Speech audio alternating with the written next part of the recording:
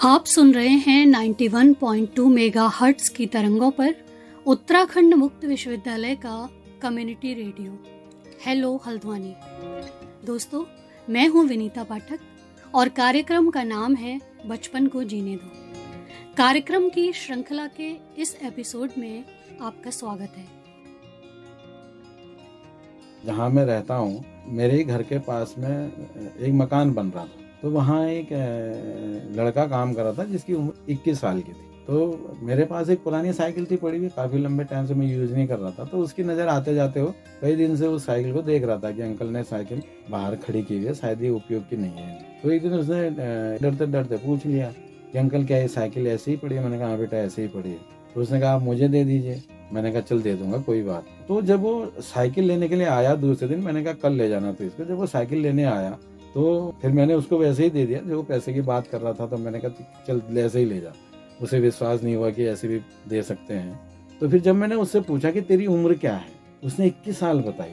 फिर मैंने कहा तेरे परिवार में कौन कौन है? उसने कहा मेरी पत्नी है, मेरे माँ बाप हैं और वो यहीं हल्द्वानी में कहीं किराए में रहते हैं, और वो बिहार का था। और उसने कहा कि मेरे 2 बच्चे भी हैं 21 साल की उम्र में। तो मैं चौंका। मैंने कहा तेरी उम्र 21 साल है तो तेरी शादी कब हुई? उसने कहा अंकल मेरी 17 साल में शादी हो गई थी। मैंने कहा तेरी बीवी कितने उम्र की थी? उसने कहा ये 15-16 साल की रही होगी। तो मैं वहां पर भी बड़ी देर तक उसको सोचता रहा। हमारी जो सरकारी परिभाषा है उसमें यह है कि 18 साल से नीचे का जो बच्चा है वो बाल श्रमिक है। और मैं उस बच्चे को देख रहा हूँ कि वो जो हमने बाल श्रमिक की परिभाषा बनाई है, उस उम्र में उसने शादी कर ली। वो परिवार की जिम्मेदारी उठा रहा है। जब उसने शादी कर ली उसके बाद परिवार होगा तो परिवार, अब मैं उसको क्या कहूंगा? वो परिवार की जिम्मेदारी उठाने वाला एक नवयुवक है या बाल श्रमिक है? तो जब एक बाल श्रमिक की परिभाषा के अंदर आने वाले बच्चे गृहस्थ जीवन उठा रहे हैं, तो तब फिर कैसे उन सब चीजों को हम रोक पाएंगे? हालांकि सरकारी परिभाषा में तो ये है कि 18 साल से नीचे आप, लड़का 21 साल का होना चाहिए, लड़की 18 साल की होनी चाहिए, आप शादी नहीं कर सकते। लेकिन एक बड़े समाज में हो रही है, समाज को स्वीकार्यता है, सबको स्वीकार्य है। वो उनके यहाँ चलन ही वैसी है, प्रचलन ही वैसी है। तो इसी तरीके से जो हमारी धरातल की जो परिभाषाएं है ना, वो बड़ा कई बार बड़ा सोचने को हमें मजबूर करती हैं कि वास्तविकता है क्या। श्रोताओं, अभी आपने सुना वरिष्ठ पत्रकार जगमोहन रौतेला को कार्यक्रम बचपन को जीने दो में। आपने जाना कि किस तरह से एक व्यक्ति कम उम्र में ही परिवार की जिम्मेदारियां निभाने लग गया। ये परिस्थिति सिर्फ एक व्यक्ति की नहीं है, बल्कि समाज में ऐसे कई उदाहरण हैं जो कम उम्र में ही इतनी जिम्मेदारियों का बोझ उठाने लगे। कारण कई हो सकते हैं: जागरूकता और जानकारियों का अभाव, शिक्षा से दूरी, या परिवार की आर्थिक स्थिति। ऐसे में अगर कहीं से कोई सहयोग या सहारा मिल जाए तो काफ़ी हद तक इन समस्याओं का निदान मिल सकता है। आज के दौर में ऐसी कई सरकारी और गैर सरकारी संस्थाएं हैं जो लगातार बाल श्रम और बाल संरक्षण को लेकर काम कर रही हैं। ऐसी ही एक संस्था है समर्पण। ये संस्था बाल श्रम निषेध, बाल संरक्षण, महिला सशक्तिकरण, स्वास्थ्य जैसे कई क्षेत्रों में लगातार प्रयासरत है। इन प्रयासों में ये संस्था अन्य कई सरकारी और गैर सरकारी संस्थाओं के साथ मिलकर भी काम करती है। संस्था के सदस्य अगर कहीं बाल श्रम होते देखते हैं तो उसकी रिपोर्ट करते हैं और उन जगहों से बच्चों को छुड़ाकर उनका संरक्षण भी करते हैं। इन बच्चों के परिवार और आसपास के समाज की काउंसलिंग भी करते हैं। उन बच्चों की शिक्षा और स्वास्थ्य की जिम्मेदारी भी लेते हैं और लगातार उन बच्चों का फॉलोअप भी किया जाता है। उनके परिवार को सरकारी योजनाओं के माध्यम से आर्थिकी में भी यथासंभव सहयोग देने का ये प्रयास लगातार करते हैं। तो आइए समर्पण संस्था के बारे में विस्तार से जानते हैं संस्था के विपिन पवार और मानसी मिश्रा से। और हेलो हल्द्वानी की तरफ से आपसे बात की प्रोफेसर राकेश चंद्र रयाल ने। नमस्कार श्रोताओं, हेलो हल्द्वानी 91.2 FM से मैं प्रोफेसर डॉक्टर राकेश रयाल, बदलते शहर की धड़कन और संस्कृति की आवाज़ हेलो हल्द्वानी 91.2 FM पर हम बात कर रहे हैं बाल श्रम को लेकर। और आज हम समर्पण एक संस्था है जो कि विशेषकर बाल श्रम को लेकर काम कर रही है। उसके अलावा महिला सशक्तिकरण, महिला से संबंधित जितनी भी जो समस्याएं हैं उनको लेकर काम कर रहे हैं और स्वास्थ्य संबंधित जागरूकता को लेकर काम कर रहे हैं।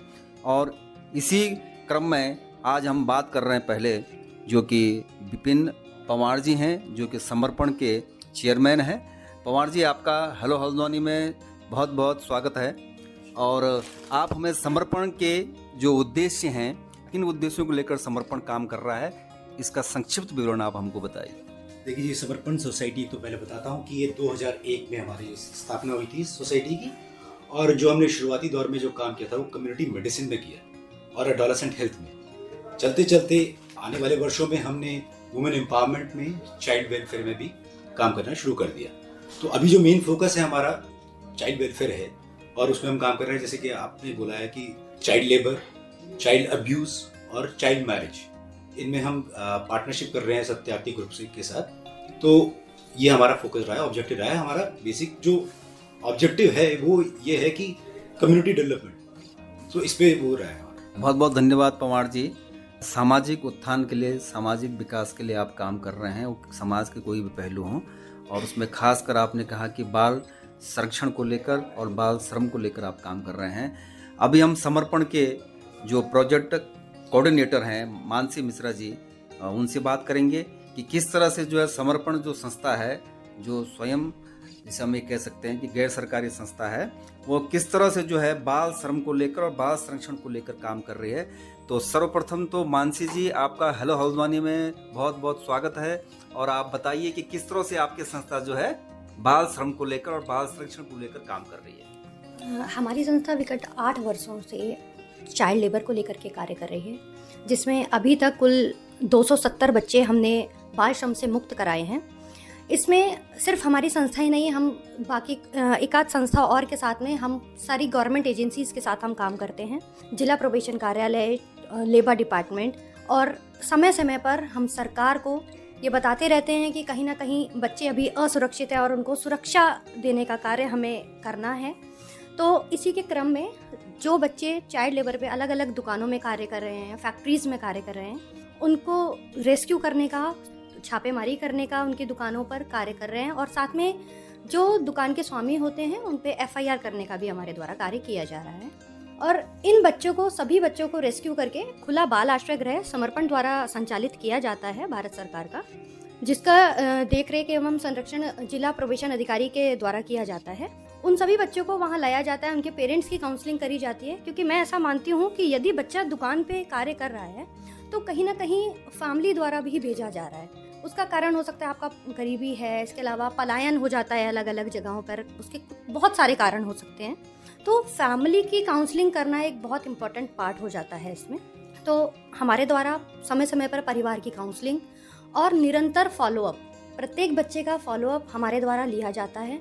और उन सभी बच्चों को हमारी कोशिश ये रहती है, यदि बच्चा उत्तराखंड में रह रहा है तो उसको कहीं ना कहीं मेन स्ट्रीम से जोड़ा जा सके, उनको स्कूल में जोड़ा जा सके, उनको सरकारी योजनाओं का लाभ पहुंचाया जा सके, स्पॉन्सरशिप स्कीम से जोड़ा जा सके, जिससे एक समय पर आके परिवार इस स्थिति में आ जाए कि वो इजीली अपना लाइवलीहुड चला पाए। कई बार ऐसा हो जाता है हमारे साथ कि जो लोग हैं, सपोज को कभी हम रेड एंड रेस्क्यू करने जाते हैं तो सामने वाले जो लोग होते हैं वो बहुत ज़्यादा प्रेशर बना देते हैं, क्योंकि इसमें जागरूकता की कमी है। हमारे द्वारा समय समय पर सभी विभागों के साथ समन्वय स्थापित कर ओरिएंटेशन प्रोग्राम्स करे जाते हैं। बहुत सारे स्लम एरियाज, अलग अलग दुकानों पे, सब में ये बताया जाता है कि चाइल्ड लेबर अपराध है, इसको रोका जा सके, जिससे बच्चे भी सुरक्षित रहें। हमारा मेन फोकस होता है सब बच्चों को सुरक्षित रखना, एक अच्छा एनवायरनमेंट देना जो उनके राइट है, बच्चों का उनका अधिकार मिले, हर प्रकार से मिले, ये हमारा एक प्रयास रहता है। बहुत बढ़िया। अभी आप पूरे राज्य में काम कर रहे हैं? जी, हमारा कार्य पूरे उत्तराखंड में किया जाता है। और अभी रिसेंट हमने हल्द्वानी में भी रेड एंड रेस्क्यू प्रोग्राम चलाए थे। उधम सिंह नगर में हमारा बाल आश्रय गृह है, वहाँ पर हमारी टीम द्वारा समय समय पर बच्चों का आइडेंटिफिकेशन किया जाता है। चाइल्ड लाइन जिला प्रोबेशन की तरफ से वहाँ पर भी रेड एंड रेस्क्यू ऑपरेशंस चल रहे हैं। ऑल ओवर तो उत्तराखंड हम कार्य करते हैं। हम वहाँ की टीम्स को बताते रहते हैं कि आपके क्षेत्र में बच्चे हैं, इनको रेस्क्यू करना आवश्यक है। रेस्क्यू के समय आपको किन किन दिक्कतों का सामना करना पड़ता है, क्या क्या चुनौतियां आप फेस करती हैं? रेस्क्यू के समय सबसे पहले तो ये सामना करना पड़ता है कि यदि हमें किसी दुकान से किसी बच्चे को अपने पास रेस्क्यू करना है, उस समय पर दुकान का मालिक बहुत अजीब तरह से व्यवहार करते हैं, और जो अगल बगल वाले हैं, क्योंकि थोड़ा सा उन लोगों को पता नहीं है कि ये चीजें चल क्या रही हैं, उन्हें ऐसा लगता है कि बच्चा पता नहीं कहाँ जाएगा, क्या होगा। तो लोगों का इन सब चीज़ों में बताना, उनको ओरिएंट करना का कार्य हम इसलिए कर रहे हैं क्योंकि ये लोग बहुत अजीब व्यवहार करते हैं और बच्चा रेस्क्यू बाद में होता है। पॉलिटिकल प्रेशर बहुत जल्दी आ जाता है कि बच्चे को छोड़ दो, ऐसा है वैसा है। ये पॉलिटिकल प्रेशर भी एक टाइम पे हमें झेलना पड़ता है। आपको लगता है कि सर्वप्रथम जो है लोगों में अवेयरनेस और उनकी काउंसलिंग करना बहुत जरूरी है? जी बिल्कुल, लोगों में अवेयरनेस और पेरेंट्स की और साथ में और लोगों की काउंसलिंग, जो बच्चों को रख रहा है, दुकान के स्वामी हो गए, फैक्ट्रीज के मालिक हो गए, इनकी काउंसलिंग और बाकी लोगों को भी अवेयरनेस करने की बहुत ज़्यादा आवश्यकता है। क्योंकि मैं ऐसा मानती हूँ कि यदि बच्चों के पेरेंट्स और अलग समाज के लोग अगर अवेयर हो जाएंगे तो धीरे धीरे इन चीज़ों में कटौती आएगी। और उत्तराखंड के परिप्रेक्ष्य में देखा जाए कि जब से हमने ये कार्य शुरू किया है, काफ़ी लोग अवेयर हुए भी हैं। देहरादून सिटी की बात करी जाए तो अगर अब हम रेड एंड रेस्क्यू करते हैं तो लोग बहिष्कार की जगह लोग सपोर्ट करते हैं, क्योंकि धीरे धीरे अवेयरनेस बढ़ रही है। और जितनी ज़्यादा अवेयरनेस होगी, मेरे हिसाब से ये सारी चीज़ें उतनी जल्दी कम हो जाएंगी, चाइल्ड लेबर वगैरह। कुछ मैं एग्जांपल आपसे लेना चाहूँगा कि जिनको आपने रेस्क्यू किया हो और फिर उनको फॉलो अप किया हो और वो कोई उपलब्धि उन्होंने हासिल की हो या वो अपने जो है किसी मुकाम पर पहुंचे हो, कुछ ऐसे एग्जांपल हैं आपके पास? ऐसे हमारे पास बहुत सारे एग्जांपल हैं। अगर मैं आपको देहरादून के परिप्रेक्ष्य में मैं बात करूं तो देहरादून में मेरे पास करीब 87 बच्चे ऐसे थे जिनको हमने रेस्क्यू करके मेन स्ट्रीम से उनको जोड़ा था। अब उसमें से कुछ बच्चे होटल मैनेजमेंट का कोर्स कर रहे हैं, कुछ बच्चे क्लास 12th में हैं, कुछ बच्चे क्लास 10th का एग्जाम्स दे रहे हैं, कुछ बच्चों ने मोटर मैकेनिक का कोर्स किया, कुछ बच्चों को हमने नीजबर्ड से ट्रेनिंग्स कराई। तो ऐसे हमारे पास बहुत सारे एग्जाम्पल्स हैं। कुछ बच्चे ऐसे थे जो नहीं कर पा रहे थे क्योंकि बच्चे छोटे थे, तो उनको स्पॉन्सरशिप स्कीम, यदि वो पात्र हैं तो उनको गवर्नमेंट ऑफ उत्तराखंड द्वारा मिशन वात्सल्य के तहत स्पॉन्सरशिप स्कीम चलती है, हमने उनको उसका लाभ दिलाया, जिससे वो बच्चे निरंतर स्कूल जा रहे हैं और जो उनके छोटे भाई बहन हैं उनको भी स्कूल लेके जा रहे हैं। ऐसे हमारे पास बहुत सारे एग्जाम्पल्स। मानसी जी, आपने बहुत ही अच्छे ढंग से बताया कि समर्पण किस तरह से समर्पित है बाल संरक्षण को लेकर और बाल श्रम को लेकर। तो ये आपकी बहुत बड़ी उपलब्धि है और आप विशेष इस क्षेत्र में काम कर रहे हैं। इसके लिए आपका हेलो हल्द्वानी 91.2 FM आभार व्यक्त करता है। और मैं अंत में आपकी तरफ से हमारी सोसाइटी को, आप हमारे जो श्रोता हैं उनको क्या संदेश देना चाहेंगे, खासकर बाल श्रम को रोकने के लिए? मैं सभी से बस इतना ही आग्रह करूंगी, अगर हम सब मिलकर के एक ये प्रयास करें कि हम एक दूसरे को बता पाएं कि बच्चों के अधिकार से उनको वंचित ना किया जाए। अगर कोई देखता है किसी चाइल्ड लेबर को दुकान पे कार्य करता हुआ, तो ज़्यादा अगर हम कुछ नहीं कर सकते तो 1098 पे एक फ़ोन लगा के इसकी सूचना अवश्य दें, जिससे उस बच्चे को समय से रेस्क्यू किया जा सके और उसका एक भविष्य एक अच्छी जगह पहुंचाया जा सके और उसका भविष्य उज्जवल बन सके। धन्यवाद। आपका बहुत बहुत धन्यवाद मैम, और सभी श्रोताओं का पुनः आभार। तो श्रोताओं, इस बातचीत के माध्यम से आपने जाना समर्पण संस्था को, जो कि लगातार बाल श्रम निषेध और बाल संरक्षण के लिए कार्य कर रही है। और हमारा ये कार्यक्रम बचपन को जीने दो भी लगातार प्रयास कर रहा है बाल श्रम को रोकने के लिए, जो कि आपके सहयोग के बिना अधूरा है। जब हम सब जागरूक होंगे, जानकार होंगे और जिम्मेदार होंगे, तभी ये पहल सफल हो सकेगी। तो श्रोताओं, इस उम्मीद के साथ कि आप हर बच्चे को अपने बच्चे की नज़र से देखें और जहाँ पर भी आप बाल श्रम होते देखें, इसका विरोध करें। इसी के साथ हम आपसे विदा लेते हैं। तो इस एपिसोड में आपसे विदा लेती हूँ। अगले एपिसोड में फिर मिलेंगे। नमस्कार दोस्तों, आपको पता है 14 साल से कम उम्र के बच्चों से काम करवाना जुर्म है। ऐसा करने वालों को बाल एवं किशोर श्रम अधिनियम 1986 के तहत सजा होगी। जहाँ कहीं भी बच्चों का होते देखो शोषण, फट से फोन घुमा दो 1098 पर।